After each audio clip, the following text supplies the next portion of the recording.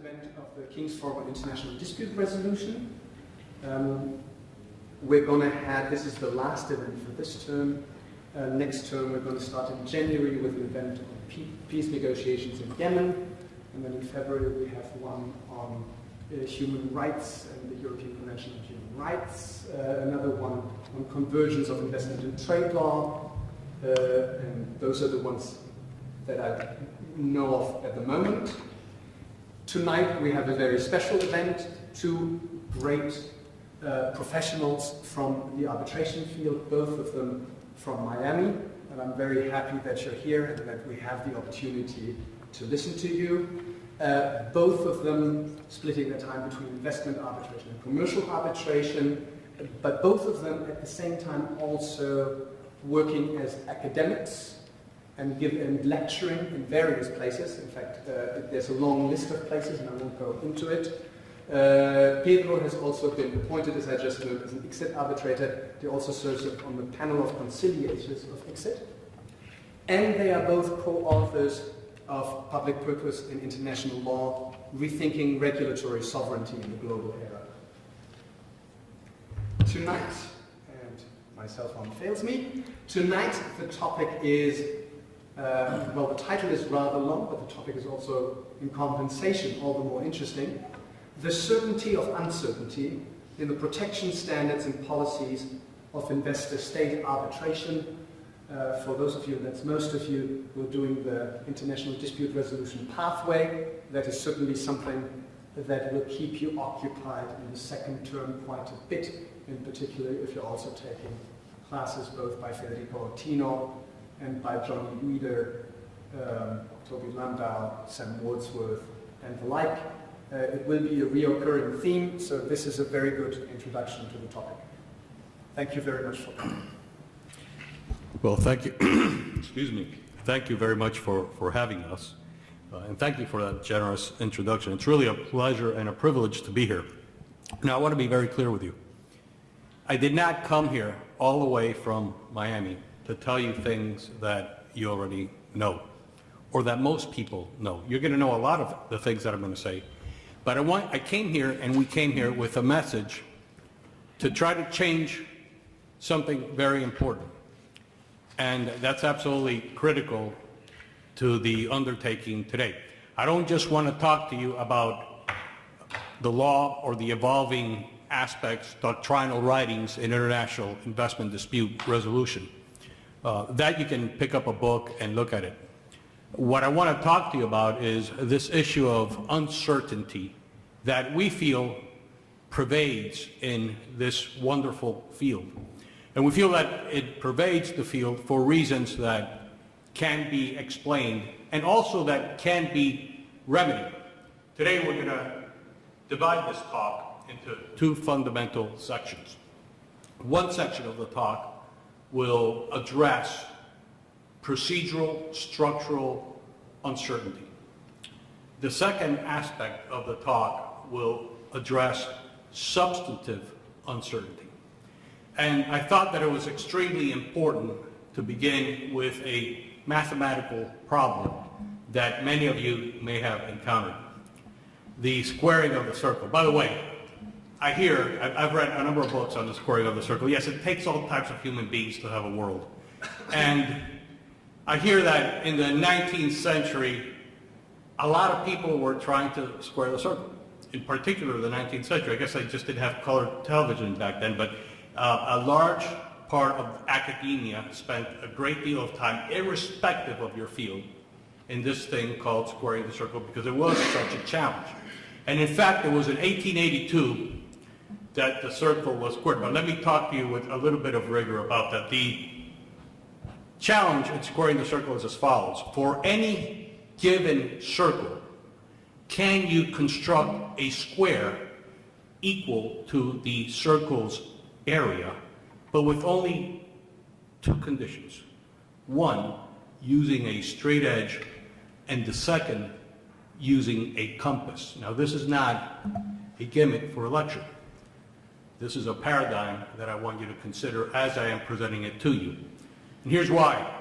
This issue started being analyzed 1800 BC. The first Greek mathematician to address the concern was Anaxagoras, who dealt with it at the time I hear he was in prison, and I guess that's a good thing to do if you're in prison. You have a lot of time to ponder the squaring of the circle. But it was not until 1882 that it was finally resolved. In order to square the circle during that entire process, a lot of people came very close.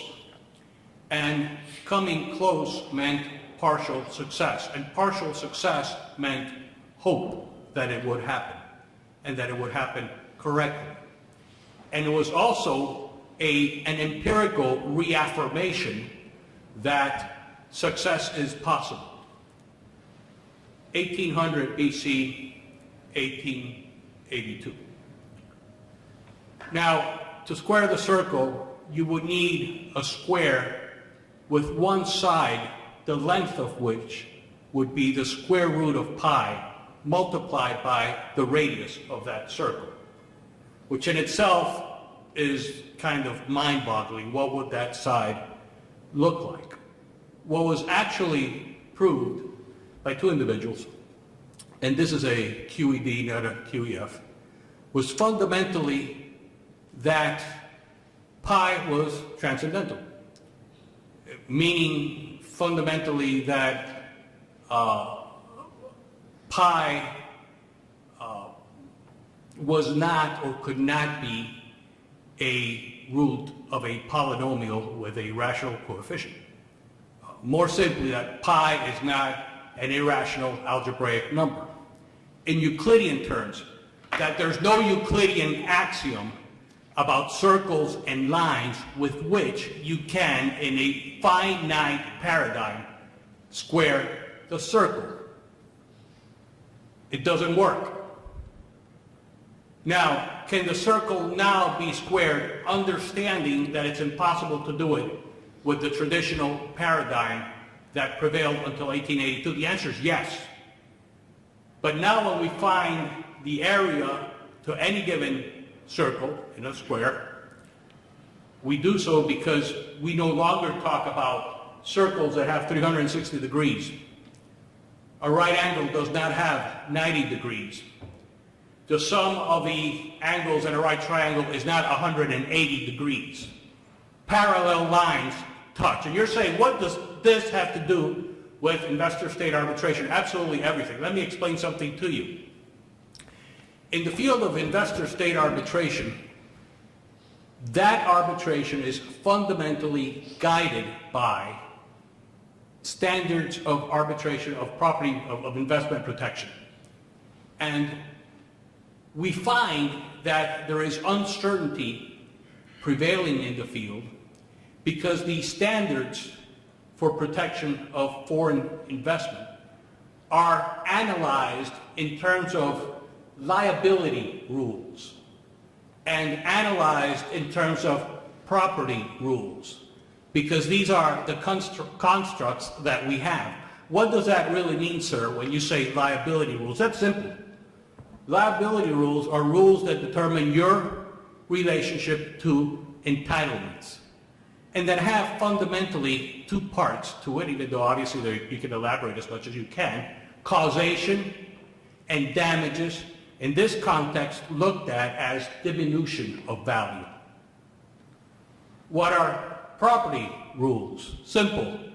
Rules that have to do with inalienability of rights, and property rules also will have to do with your relationship to operate, govern, control property.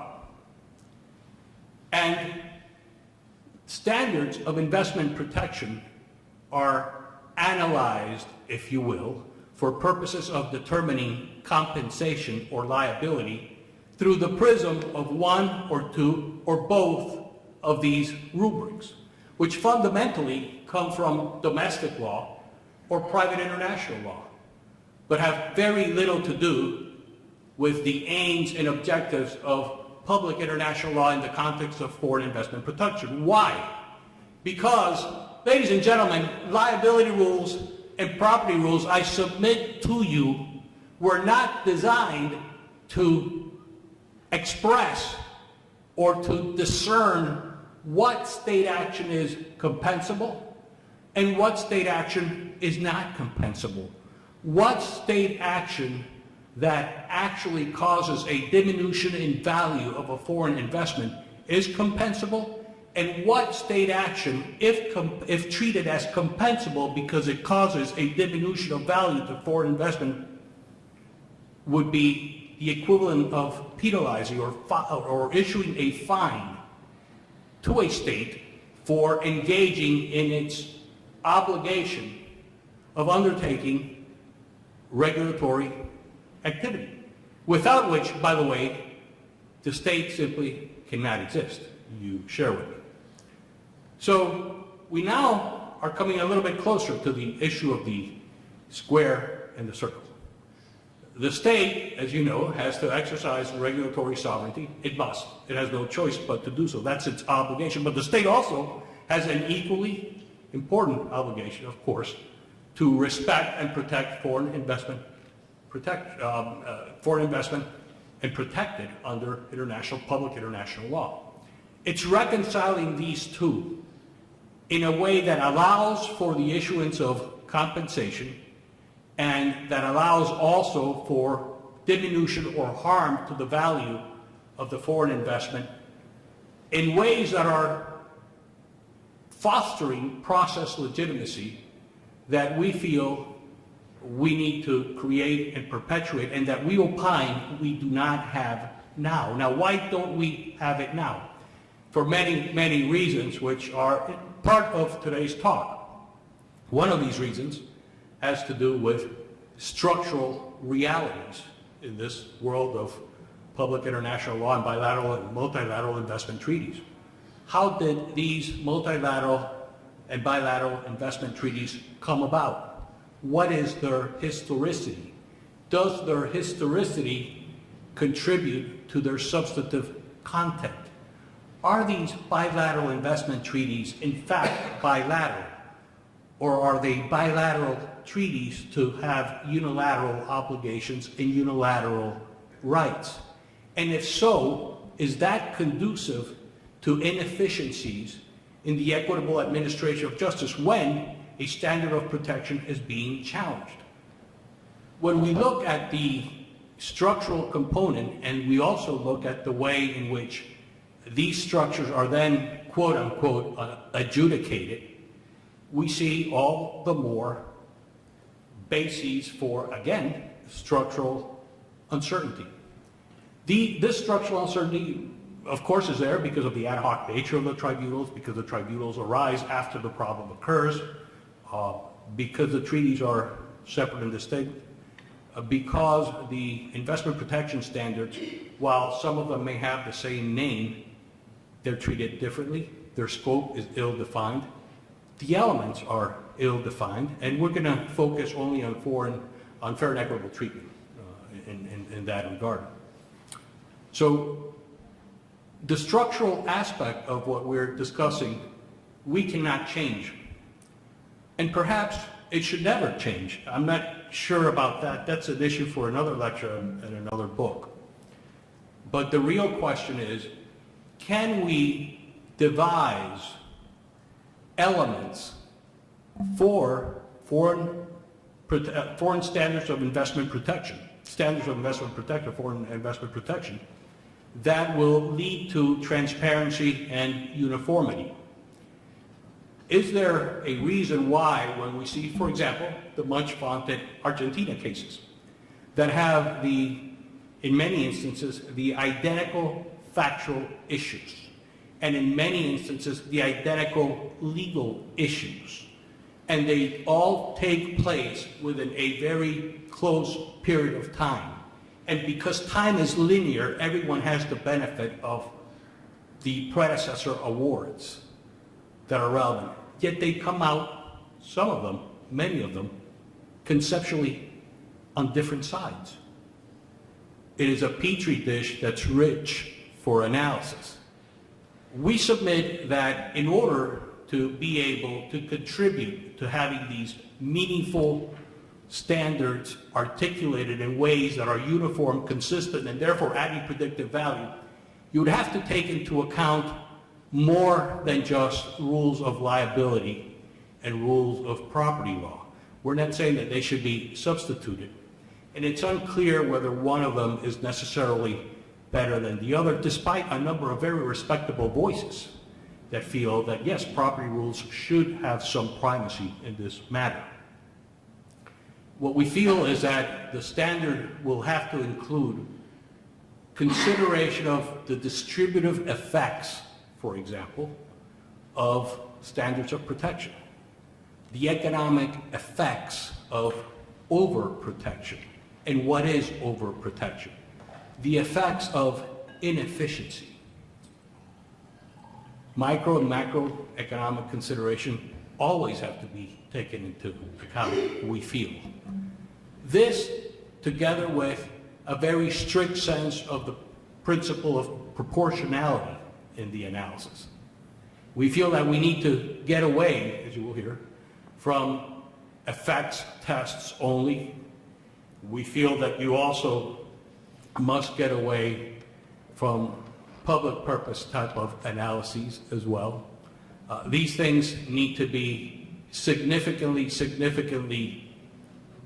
mitigated or transformed, if you will, so you can have a flexible but expansive and discrete and readily identifiable standard, the objective of which will be being able precisely to discern state acts that are compensable versus state acts that are non-compensable. So in what follows, what we have done for you is we have looked at 16 structural issues that are fundamental and basic, but that I think, we believe, raise very, very serious concerns.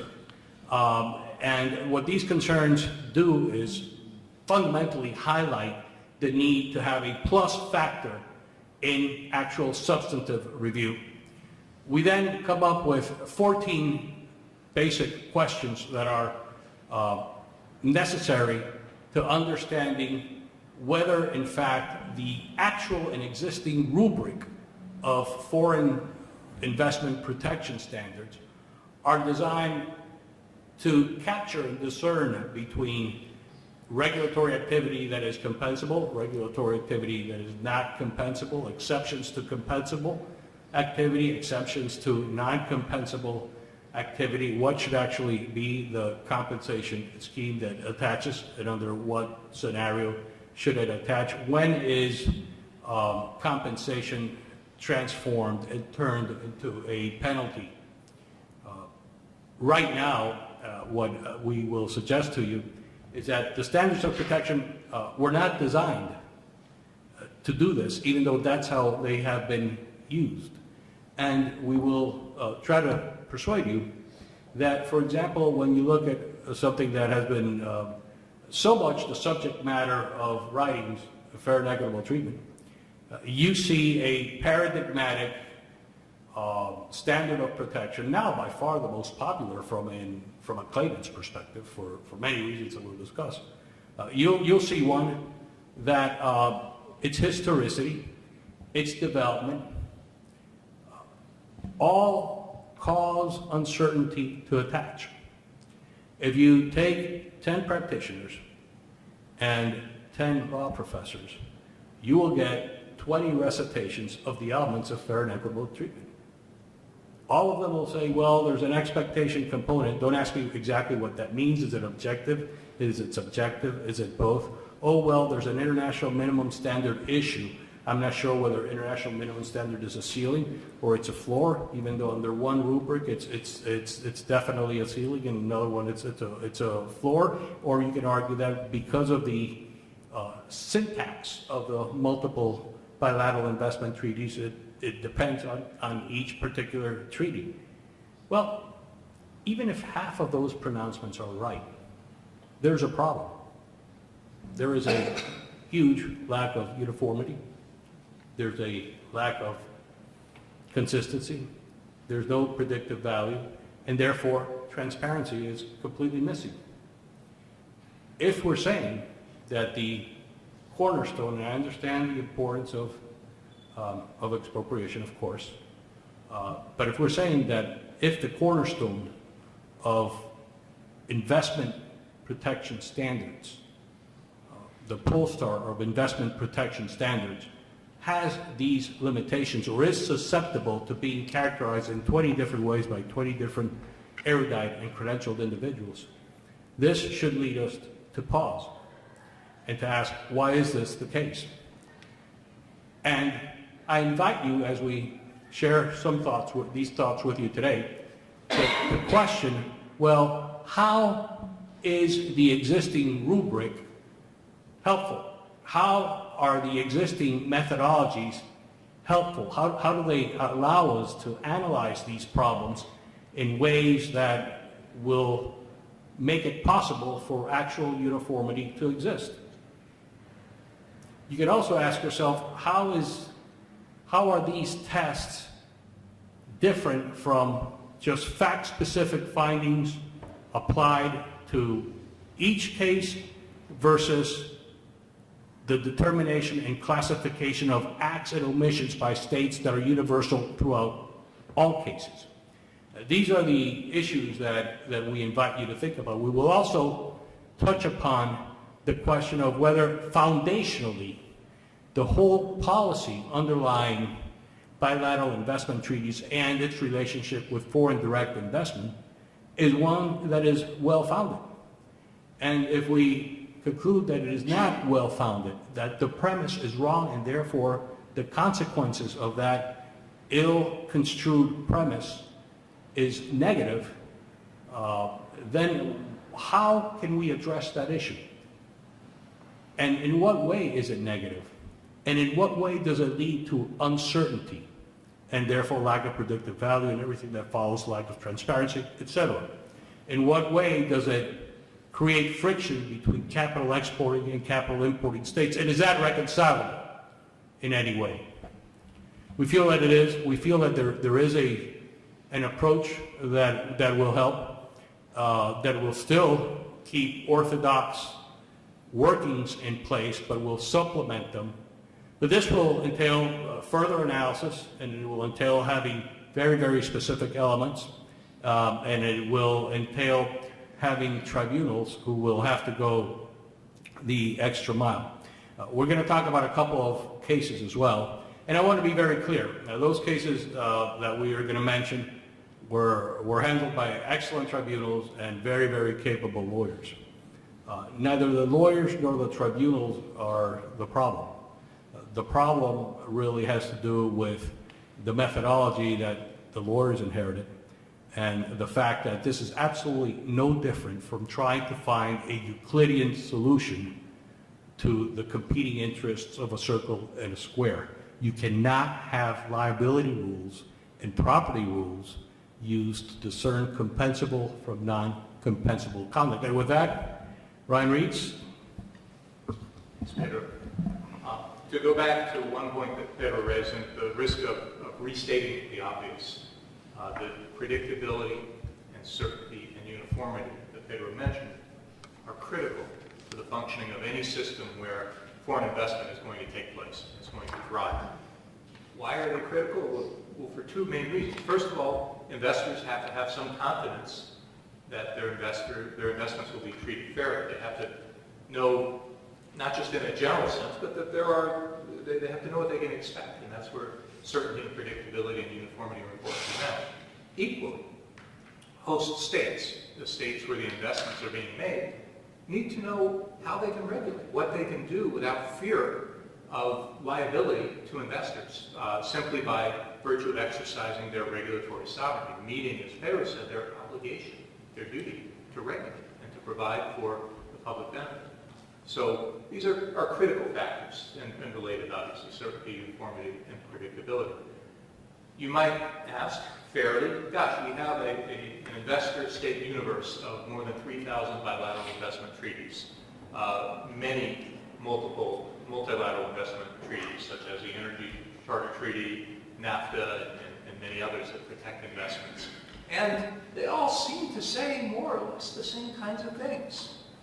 What's the problem? Don't we have a fairly comprehensive, fairly unified, fairly standardized world of investor state protection?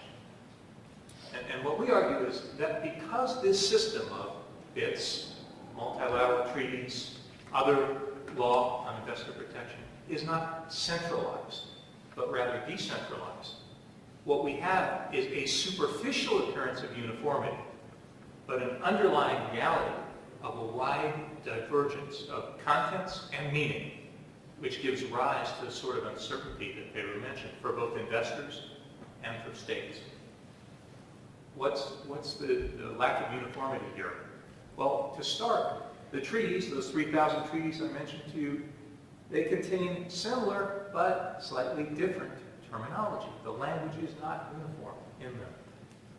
And very significantly, none of them, well, almost none of them defines the substantive protection standards that they impose on the host state.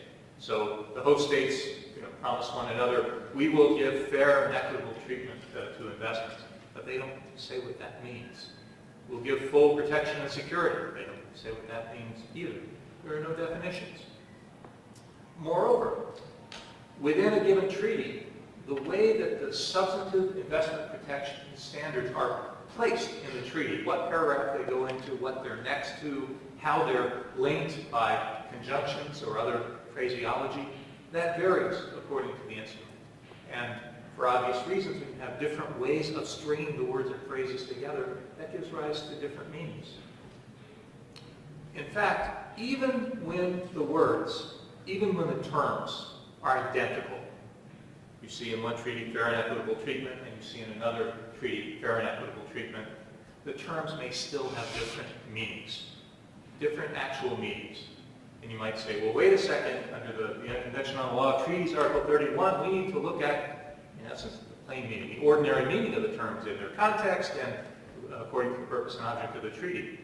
But, first of all, these are phrases that don't necessarily have a plain meaning.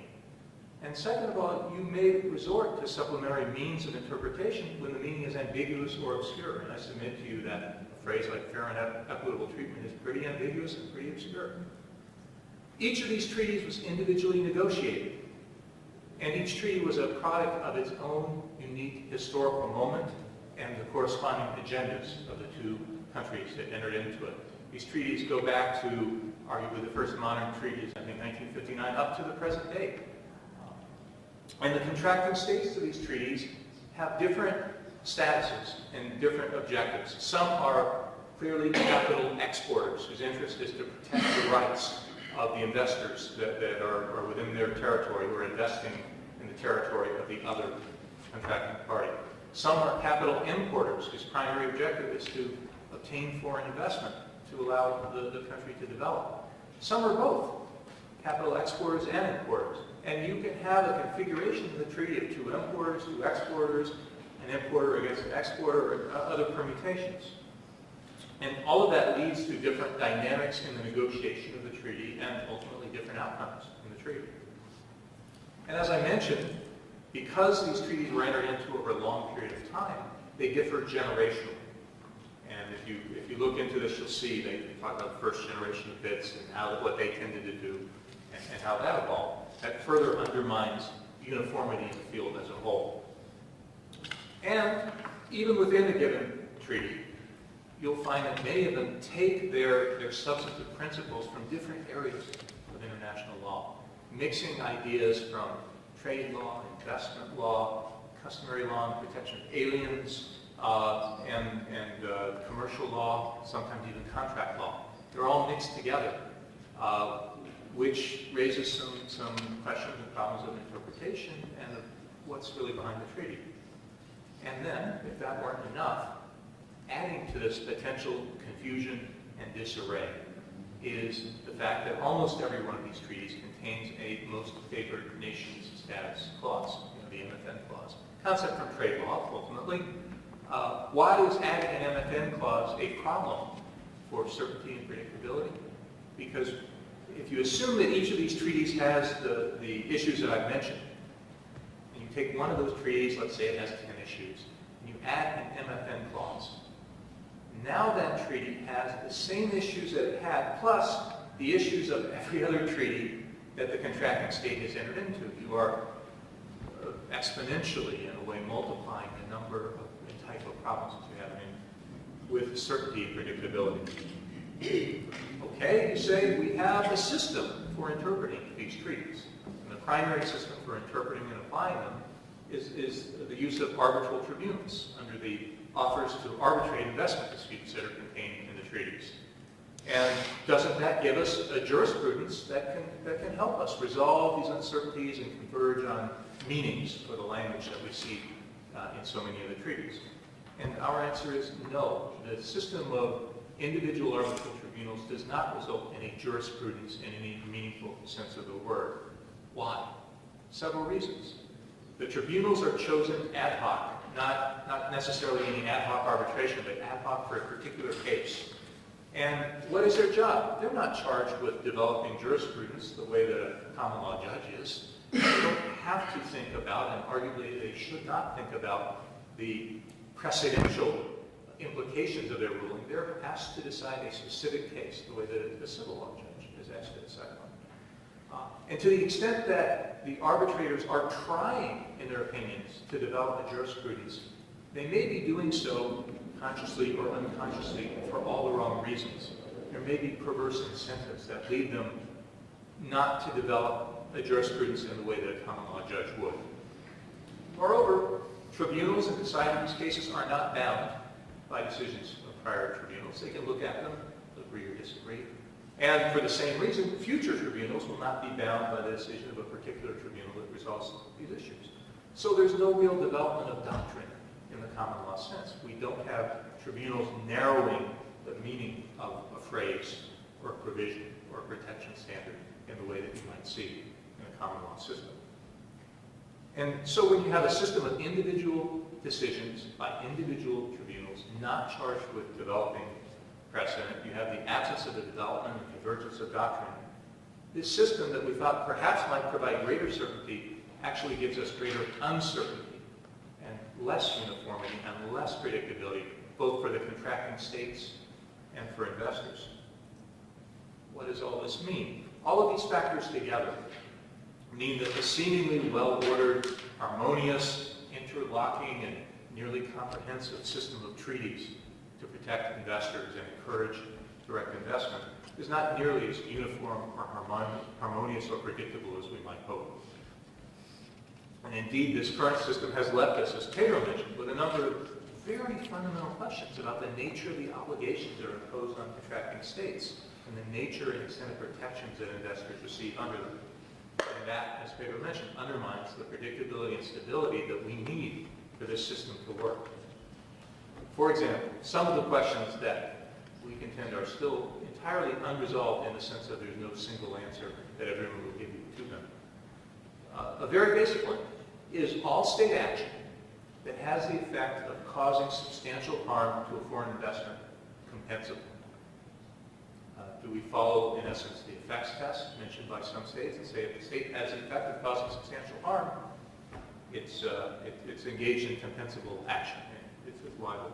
Another question, are the rights that the treaties extend to investors intended to serve as guarantees against regulatory change? Can the states change their regulations, or have the investors been given a guarantee against it? If we look at the protection standards in the treaties, are they concerned with the quality and the strength of the substantive justifications that a state has for engaging in regulation, for exercising its regulatory sovereignty? Do we look at basically how good are the reasons? Another one, are arbitral tribunals empowered to review a state's choice of policy objectives that might, for example, have a detrimental impact on a particular sector? Can tribunals second guess or evaluate or assess policy decisions? If so, is there a particular degree of scrutiny that tribunals can have? In U.S. constitutional jurisprudence, when we're evaluating the legality of a particular action, we may give it a very deferential type of review, or we may give it a very strict, almost impossible to survive type of review, or there may be an intermediate type of review that's applied. Do tribunals second guess or defer if they're looking at policy decisions. And what are investors legitimately entitled to expect? You heard Pedro talk about legitimate expectations. Are they legitimately entitled, to expect a static regulatory framework? If not, how about a relative regulatory framework? If those expectations are reasonable, to what extent are they protected? Are they absolutely protected, or are they only the basis of a claim with something more required? And then something very important that Pedro has foreshadowed. If too much protection is granted, if there is overprotection of an investment, does that lead to economic inefficiencies? And if it does, should tribunals be taking that into account in deciding whether there is compensable conduct? To what extent, when a state engages in conduct where the tribunal finds that it's breached a protection standard, and yet the state was only doing what it needed to do to regulate, when it was only meeting its regulatory obligation, to what extent should the state be compelled to pay? And indeed, is there a point at which requiring the state to pay for exercising in necessary regulation is simply imposing a fine on the state without any legitimate purpose? Is that governed by the protection standards? Many of these questions are related really to the question of what is the proper scope and extent of a state's regulatory sovereignty, which is really a question of is activity being directed to a public purpose, which is a related area that we've talked about elsewhere and raises a whole additional set of questions that further generate uncertainty in the field. But even more important than these uncertainties that we've talked about and the questions that they raise is the fact that the very assumptions that underlie this foreign direct investment scheme, this bilateral investment protection scheme, are at best highly suspect. What do I mean by that? The whole idea of a bilateral investment treaty is generally based on the assumption that the world's divided into two kinds of states, capital importing and capital exporting states. Capital exporters benefit when they can secure protection for their investors. That allows for their investors to maximize profits, to engage in additional profitable investments, and it helps the country in which the investors are based. Conversely, capital importers traditionally need foreign investment in order to further spur economic development. And that's perhaps one of the most efficient ways of generating economic development is to have foreign capital come in. And there's, in essence, the assumption goes a bargain between the capital importing state and the capital exporting state. If you have your investors come and invest money in my state, the capital importing state will protect those investments. And the bargain is, send me the money and I will protect it, in essence. And the idea is that the investors will feel sufficiently safe by the certainty and predictability of the substantive protections given in the treaty, that they'll invest money and everyone will benefit. The investors will make profits, and the capital importing state will be able to further develop. But this optimistic model may not work.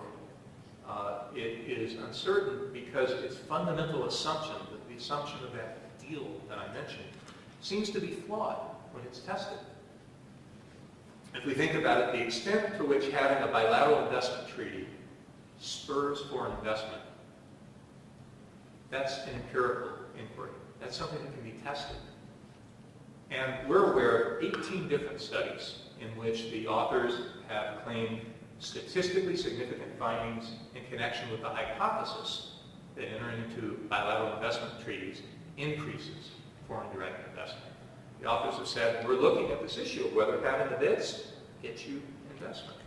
And when you read these studies with care, they don't agree with one another, and they're certainly not conclusive on the issue. 3 of the studies, for example, conclude that only some investment treaties increase FDI. 2 more of the studies report ostensibly contradictory findings. One of them says that only the United States bits increased FDI to the counterparts of the U.S. in the treaties, which is nice. It's an American like that. But the other studies... You surprised me. The other study says that most bids increase FDI, but not the U.S. bids. So we have that contradiction. Two more of the studies found, respectively, that there's only a minor and secondary effect or a slight relationship between FDI and investment treaties. And 6 of the studies reject the hypothesis that investment treaties increase FDI. All of these studies you can raise methodological questions with, such as how do we define what constitutes FDI, what flows of funds should be counted for that purpose, and shouldn't we be distinguishing between treaties that provide for effective arbitration and treaties that don't, under the theory that arbitration is one of the most important protections that the investor can have. Without it, the investor is forced to pursue sovereignty in some courts, which is usually not very appealing. And perhaps these findings that there may not be a link between FDI and bilateral investment treaties should not be surprising when we look at the example of Brazil. Brazil has been fabulously successful at attracting foreign direct investment.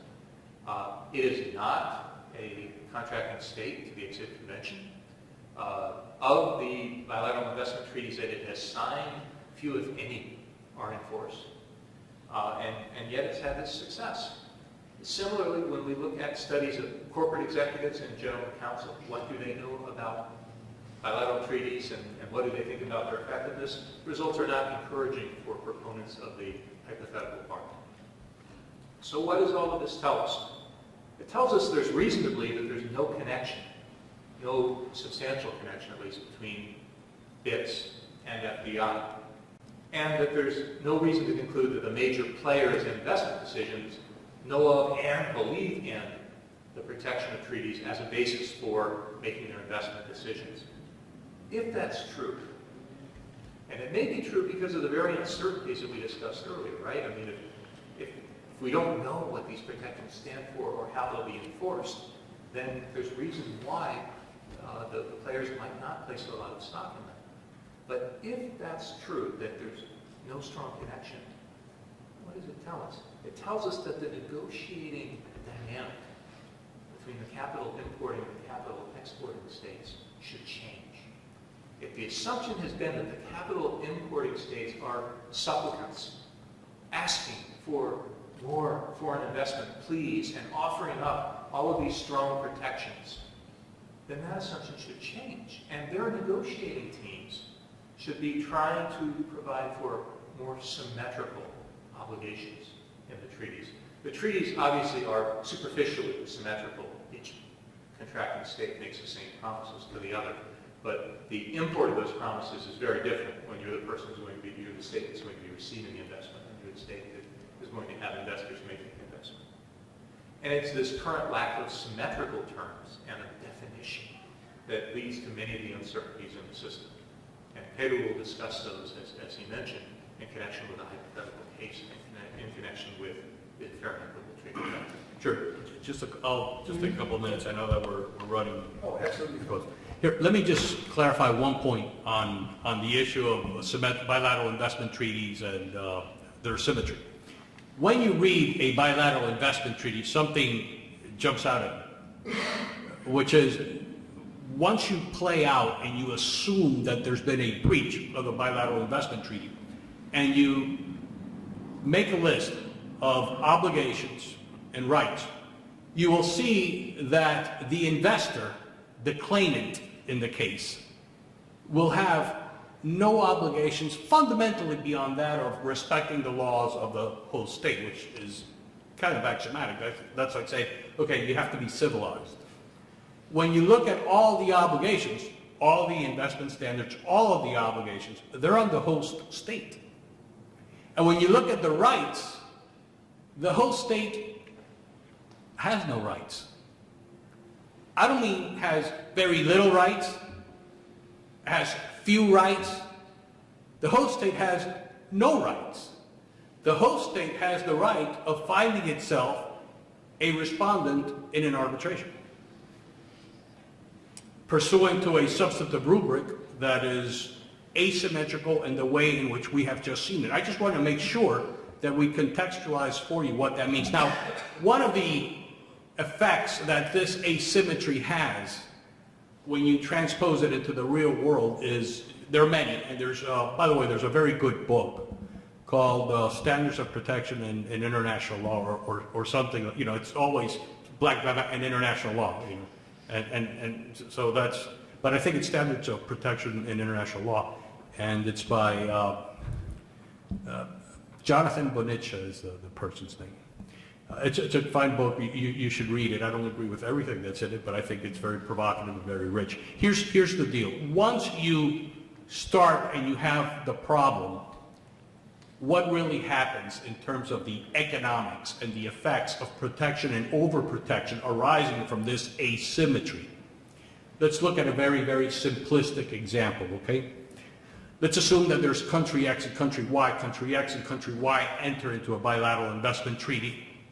Investor from country X, Mr. X, we're making it simple, invests in country Y and opens a metal cable manufacturing plant.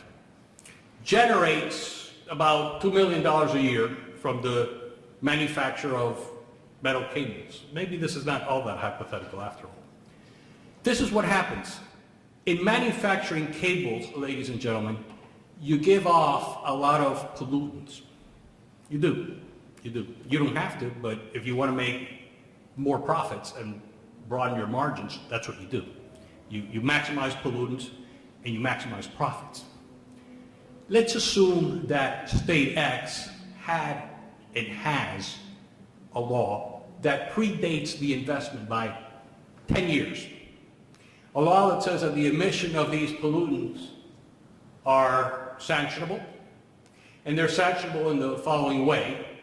The pollutant, the person responsible for causing the pollution, will be given a notice to cure and to desist with a tail period of 90 days in which to comply with that notice.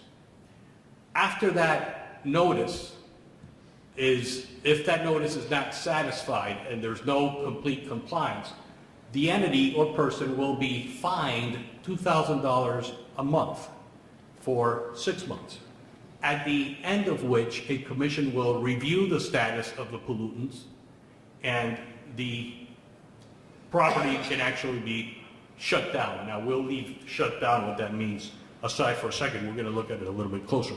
Now let's assume that the factory, the metal cable factory is producing metal cables, you know, and the pollutants are going off, and the pollutants have the effect of going into the air and then coming down in the form of rain in a 7-mile circumference around the factory. And around the factory, there's an agricultural processing industry that grows and processes agriculture. And the pollutants cause $4 million of damages a year.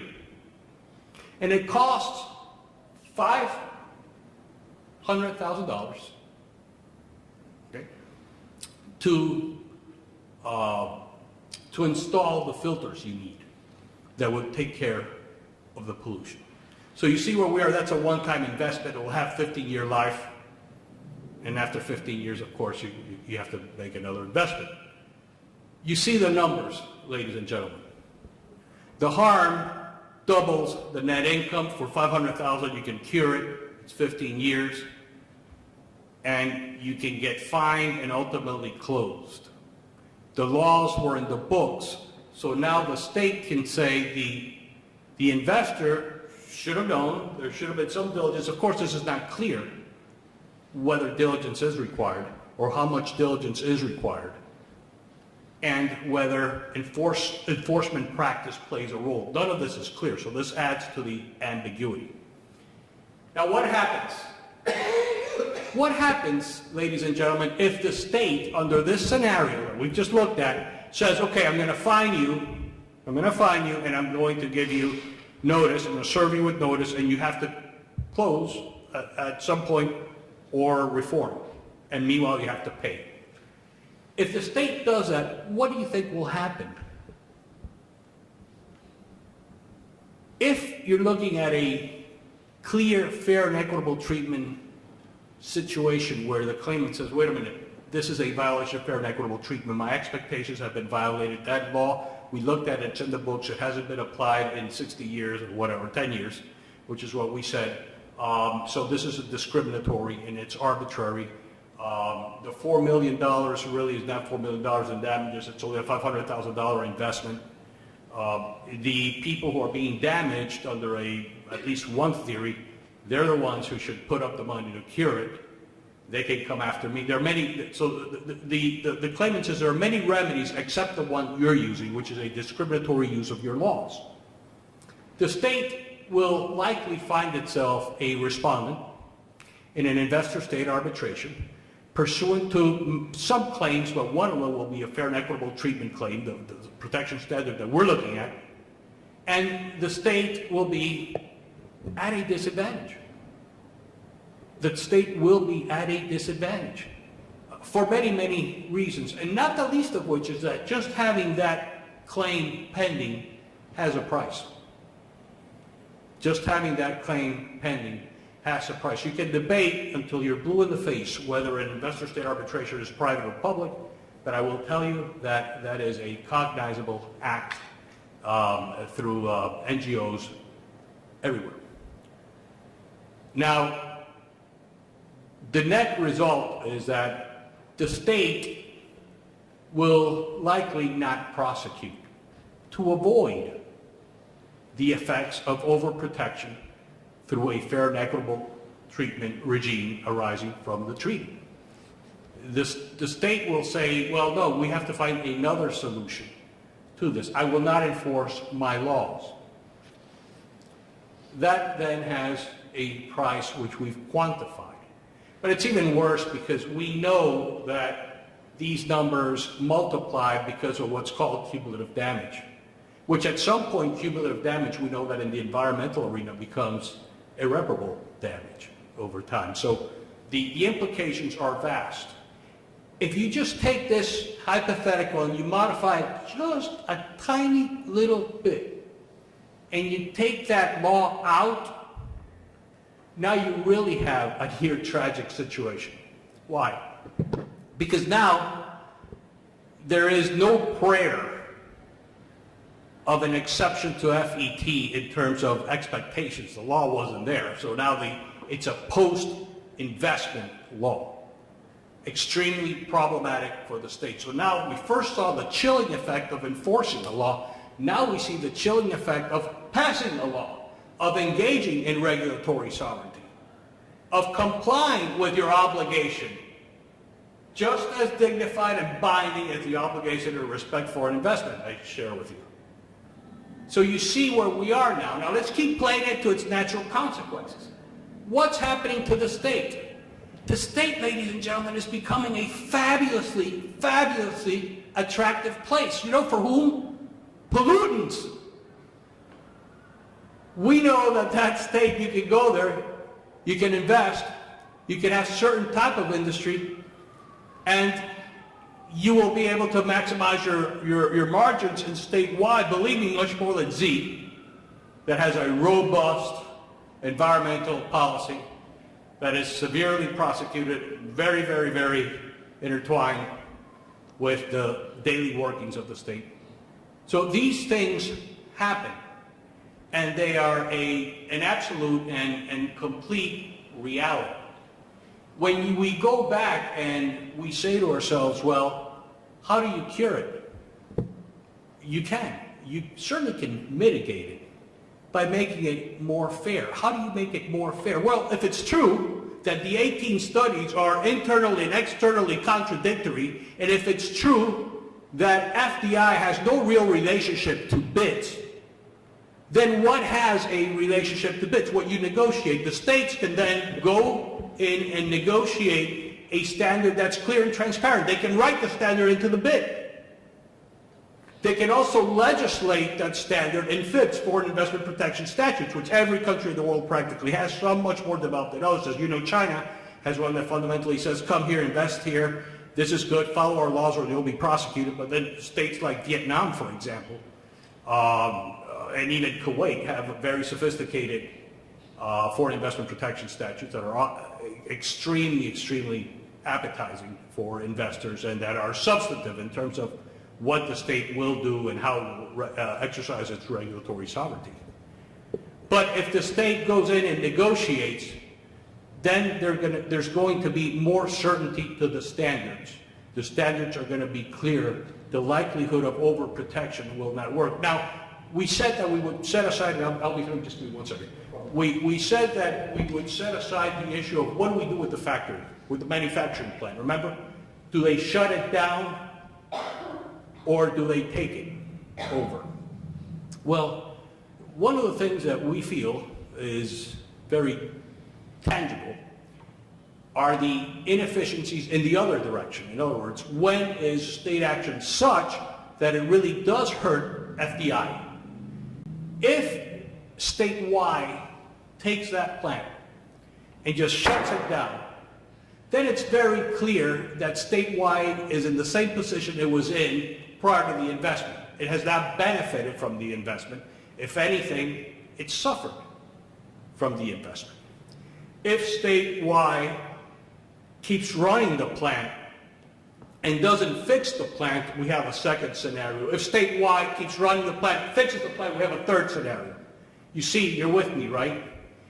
Depending on which one of these things state Y does, we say liability and therefore compensation should attach. But you need to take this factor into consideration, just like you need to take the $4 million into consideration, and you have to take the $500,000 into consideration, and you have to take the $2 million into consideration, you have to take the industry standard into consideration, and you have to take the legislative history into consideration. And none of this is being considered. None of this is part of an FET analysis. And if we had more time, I would run through a complete FET historical analysis with you. There are many books on FET, and it's a little bit, they're great books, they're wonderful. I've read many of them, they're wonderful, but you know, they're a little bit like Frankenstein. You know, one takes from another, and the other takes from, and then what you have, no single book has a comprehensive history of FET with an analysis of where fair and equitable treatment fell within the original documents, and why it wasn't paramount or a pole star in the original document, and why other standards of protection were more important. None of them talk about that, and that's what I ask you to look at. None of them, by the way, three that I know of, talk about how it is that the first generation of BITs, all the German BITs, don't have fair and equitable treatment. None. They don't have it. It's not in there. And in the German bid with Thailand, you may recall there are two bids. So there was the original one in the 60s and the other one in the 80s.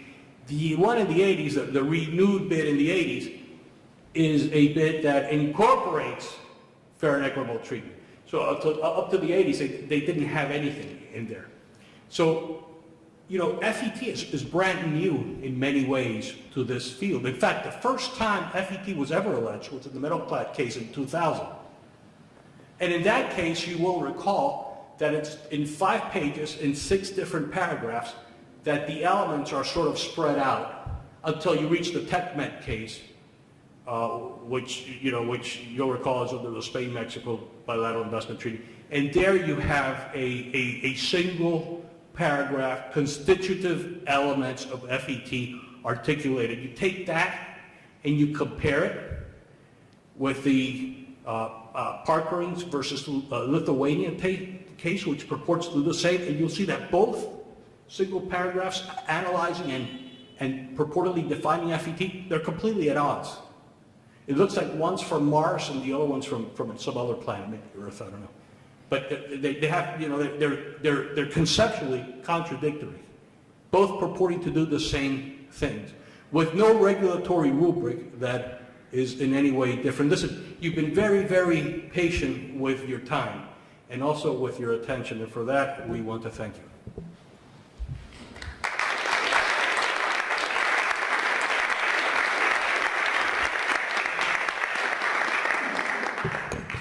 Thank you so much.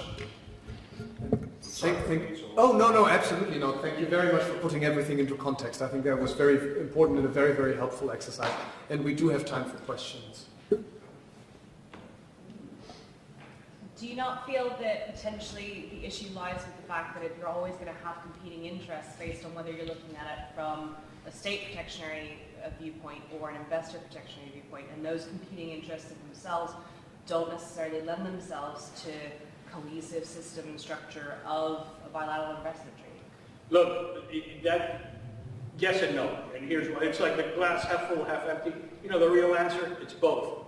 The glass is half full and the glass is half empty. Competing interests are one thing. So long as in resolving that competition, which is a zero-sum game, someone wins and someone loses, there's legitimacy, there's the perception of legitimacy, of process legitimacy. So the answer to your question in many ways is yes, of course, it's a square to a circle. You have the state having to regulate, and then the state's regulation having to infringe on foreign investment, and then you have the state's obligation to protect foreign investment. Of course, that's square the circle. But the problem comes in in trying to coexist, even in agreeing to disagree. There's no legitimacy because there's a perception of happenstance. There's a perception of arbitrariness. You know, one of the Argentina cases, it's called Total versus Argentina. That's the first case in these Argentina cases that looked at the same identical facts as a case that, for example, had been decided, AES versus Argentina, just 3 months earlier. And then there's a whole line of cases decided before that. The identical state action on very, very materially indistinguishable bilateral investment treaties. One party is the same in all of them. The industry sector is the same or overlapping. Okay? And the tribunal in that case, at one point, has to write a whole section explaining why it is that they came to a different conclusion on some state action where other tribunals have passed on that state action and reached a completely opposite conclusion. That's problematic. There, you and I are looking at the same thing with purportedly the same standard and coming to different conclusions. Yet we both agree or believe that our methodology is as scientific as possible, as rigorous as possible. And one of us, I won't say whether it's you or me, but one of us knows that what we're doing is very different from what someone else did 3 months ago, which, by the way, is identical to what's been going on, other decisions during a 10-year period of time. That is process legitimacy being questioned. We need to do better, we can. But to do better, we've got to move beyond the tools that we have. We have to move beyond the Euclidean geometry. The Euclidean geometry, we moved beyond Euclidean geometry when mathematicians have said Euclid's fifth postulate, assuming that parallel lines don't meet, do meet. And once that Euclid's fifth postulate was questioned in this way, non-Euclidean geometry was born. And today we know that that's the geometry, that invisible geometry, is the geometry that, for example, explains relativity. And the geometry that explains our modern vision and understanding in physical terms, in physics of the world. We have to do something similar with that. We have to, without being so radical or pretentious, we just have to say we have to be more comprehensive in having standards for the elements of investment protection standards. That's the sentence. That's what we need to do. I know, I just confused the issue. It's just obviously that lends itself into the concept of having more of a universal opinion on transparency within bilateral investment treaty arbitration itself, which is inherently fundamentally against state sovereignty and the principles of even humanity. Like we all have a different perspective and we have natural bias based on our individual circumstances. And to remove that and create an entity that's sort of superior, an institution that acts and governs on behalf of everyone unilaterally, universally, is going to be inherently difficult, if not challenging. But that's what you are going to do. That's what your generation is tasked with doing. We already did all we can, which is just merely identify the problem in a very clumsy way, obviously. We identify all of these problems, but again, if we want to define a standard for each of these elements and lay out the principles so as to bring the state on on almost equal pedestal to the rights that an investor is given. Where exactly would we do this? Because as you already mentioned, if you do it within the BIT doesn't really have that amount of correlation with the investment that's coming in. Would you suggest that it should be done individually, or should the tribunal be given this task of looking and interpreting? Oh, I think that we have to understand that in order to be as consistent as possible, we have to be as transparent as possible. And the only way to be as transparent as possible is to start working in law and economics. I understand that as many lawyers don't like to work with numbers, but we just have to get over that. And we have to start getting law and economics involved, and we need to have a broader understanding of what are the effects of what we're doing. What are the effects of underprotection? What are the effects of overprotection? What is the consequence of the state trying to maximize its profits at the expense of fair and equitable protection standards? All these things have a consequence. Now, I encourage you to read as many awards as possible. You find no such consideration. The CMS versus Czech Republic award was an award in the amount of $350 million. Well, that award, that amount, was the amount of their health care budget for that year. Now, you can take the position that that's not an issue to be considered in rendering the award, or you can take the position that this is public international law. This is not moving money from one private investor's pocket into another private investor's pocket.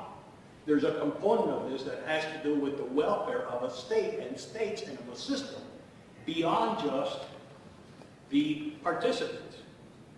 Well, if you were to present that argument to 99% of the people who are in this business, they'll tell you what the status quo is. Well, we're not charged with taking these factors into consideration. Well, why not?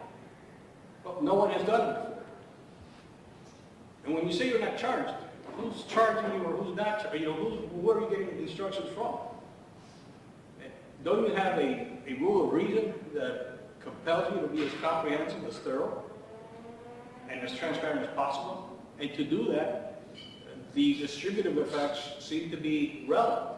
The economic efficiencies seem to be relevant. Whether it has a chilling effect in either the, as we saw, application, enforcement of existing laws, or in the legislation of necessary laws, isn't that important? Doesn't that have a role here? And if the answer to that question is yes, will that role bring greater transparency and uniformity? Will it be positive? And is there a price tag in undertaking that effort? These are the questions that need to be asked. Ladies and gentlemen, friends and family. So maybe one final one. I know that you've mostly been speaking about the standards, and I know this is a second best solution.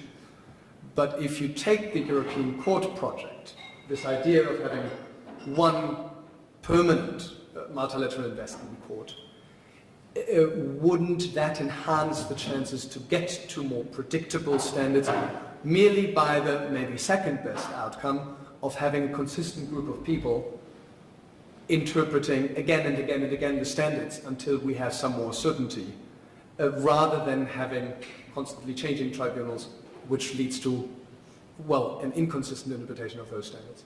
Do you think he thinks that's a real question? The answer's in the question. Yes. Well, that brings us to the next point in our program, which involves more wine than the past one. Thank you very, very much. That's been very kind of you, but we're very glad to have you here. Thank you.